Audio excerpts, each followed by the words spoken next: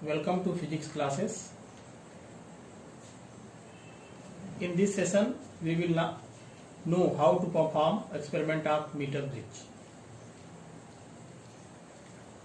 Aim: determine the specific resistance of a material of wire using meter bridge. Apparatus and material used: meter bridge, resistance box, galvanometer, resistance wire, power supply or battery, plug key, jockey, screw gauge, meter scale and connecting wire. This is circuit diagram. इस circuit diagram में आप देखें, यह लकड़ी का बना हुआ 1 metre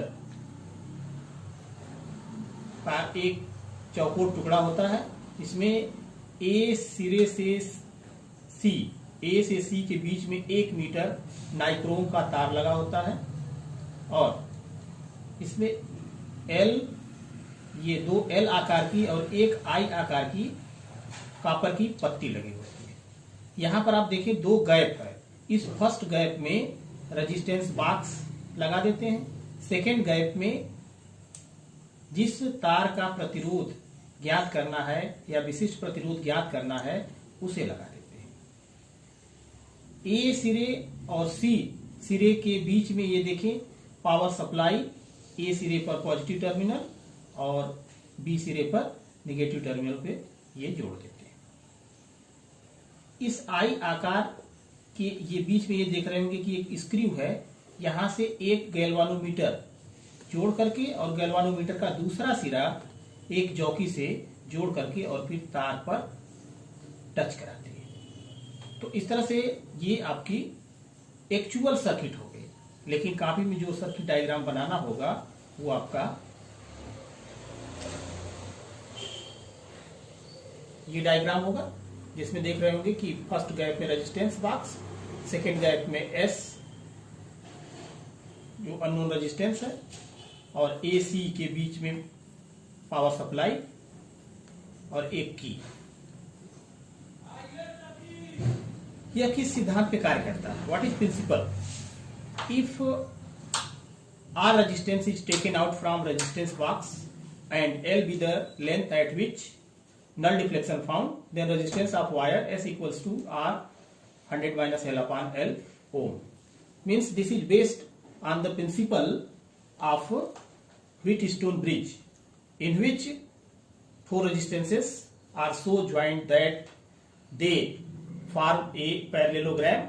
In one diagonal a cell and key, and in other diagonal a galvanometer is connected. In non-deflection method, P upon Q equal to R upon S, and meter bridge that works on that principle. Now, if capital L be the length of resistance wire and small r be the radius of wire, then specific resistance of material of wire rho equals to S into pi r square upon L ohm into centimeter. When position of resistance and resistance box has interchange, जब practical करते हैं तो उस दौरान हम resistance box और unknown resistance S की position को इंटरचेंज करते हैं। दोनों ही स्थिति में रीडिंग हमेशा लेफ्ट साइड से राइट साइड की तरफ पढ़ी जाती है और उस केस में S equals to L upon 100 minus L into R ohm. ये सर्किट हमने जोड़ लिया है। इस अमीटर में, मीटर ब्रिज में सबसे पहले आप जो है 5 ओम का रेजिस्टेंस निकाल करके और ये नल डिफ्लेक्शन ले आएंगे। तो नल डिफ्लेक्शन ले आएंगे तो इस केस में आप देखें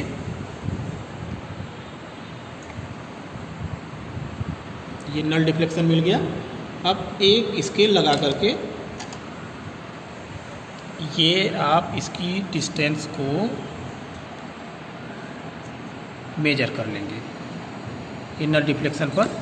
तो ये आप देख रहे होंगे कि 36.8 सेंटीमीटर पे मिला लेफ्ट से। और राइट से 63.3 सेंटीमीटर। नेक्स्ट ये 10 ओम का रेजिस्टेंस निकाल लिया। अब इसके बाद लेफ़्ट से राइट की तरफ इसको स्लाइड करेंगे और ये देखें नल डिफ्लेक्शन ये मिल गया। अब इसको आप मेजर कर लेंगे कितने सेंटीमीटर पर है।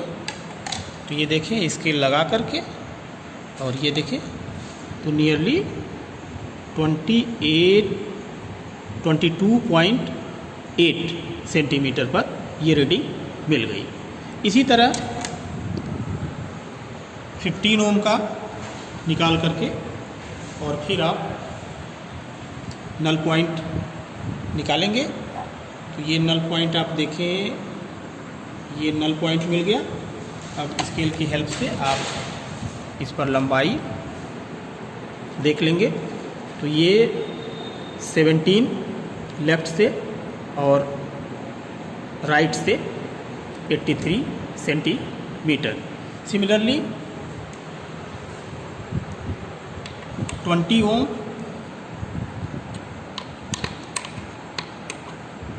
20 ओम का रेजिस्टेंस निकाल लेंगे और फिर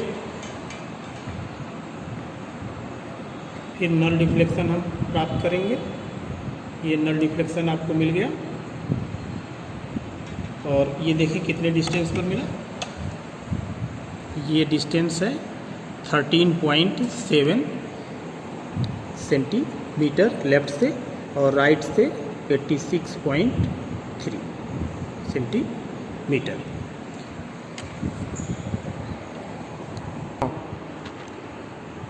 रेजिस्टेंस और रेजिस्टेंस बॉक्स दोनों की स्थिति को चेंज कर दिया। चेंज करने के पश्चात अब आप फिर वही रीडिंग रिपीट करेंगे और फिर इसका मीन निकालेंगे। तो 5 ओम का रेजिस्टेंस निकाल लेते हैं। फिर तार को स्लाइड कराते हैं लेफ़्ट से राइट की तरफ।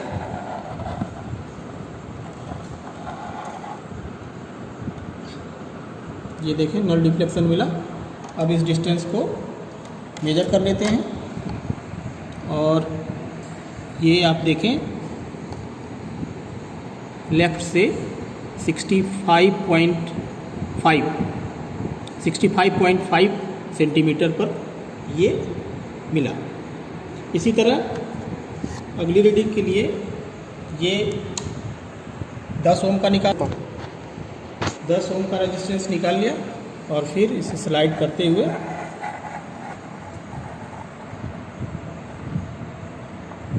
ये देखें नल डिफ्लेक्शन मिला और इसे स्केल की हेल्प से आप फिर मेजर कर लेंगे और ये nearly 78.2 centimetre. Similarly, third reading at 15 ohm and null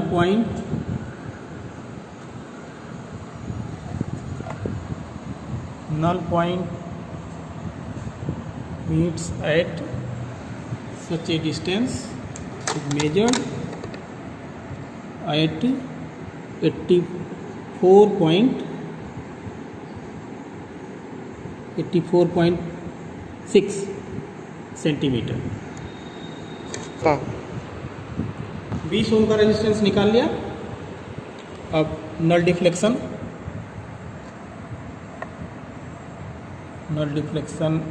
ये नल डिफ्लेक्शन मिल गया। अब मीटर स्केल की हेल्प से आप इसको मेजर कर लेंगे और ये आ गया 88.2 सेंटीमीटर। 88.2 सेंटीमीटर। और अब L1 L2 दोनों गैप में इसका एवरेज निकाल करके और फिर कैलकुलेशन करेंगे। कैलकुलेशन के करने में हमें इस तार की लंबाई की आवश्यकता होगी। इसे हम निकाल करके सीधा करके और धागे की हेल्प से जो है पूरी लंबाई मीटर स्केल पे रख के नाप लेंगे, जो कि लगभग 82 सेंटीमीटर के आसपास है। अभी एग्जैक्ट इसमें मेजर कर लेंगे और स्क्रू गेज की सहायता से इसका डायमीटर जो कि 0.0275 सेंटीमीटर आता है और फिर इसे रख करके कैलकुलेट कर लेंगे। Observation.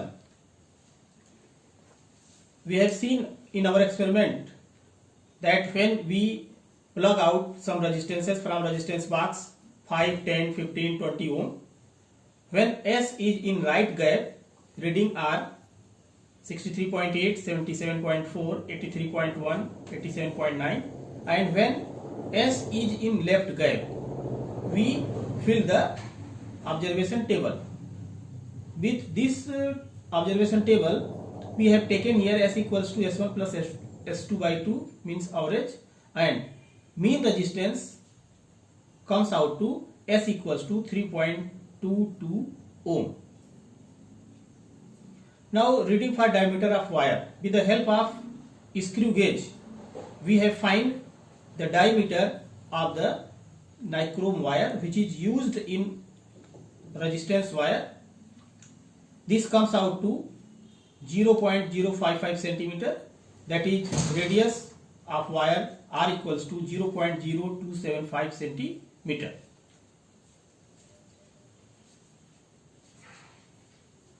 Calculation. Specific resistance rho equals to S into pi R square upon L.